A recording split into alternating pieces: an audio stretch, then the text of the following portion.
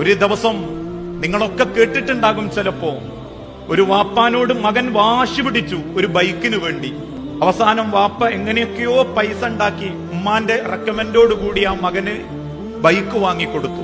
ഒരു ദിവസം നേരം വെളുത്തപ്പം വാപ്പ ആ മകനോട് പറഞ്ഞു, മോനെ ഈ വാപ്പാനെ ഒന്ന് ഹോസ്പിറ്റലിൽ ഇറക്കിത്ത. ഉടനെ ആ മകൻ പറഞ്ഞു, വാപ്പ നിങ്ങൾ ഓട്ടോ വിളിച്ചു പോയിക്കോളി, എന്റെ ഫ്രണ്ട്സ് കാത്തിരിക്കുന്നുണ്ട്, ഞാനൊരു സ്ഥലത്തേക്ക് യാത്ര പോകണമെന്ന് വിചാരിച്ചതാ. ഒരക്ഷരം ശബ്ദിക്കാതെ വാപ്പ ഇറങ്ങി അങ്ങ് നടന്നു.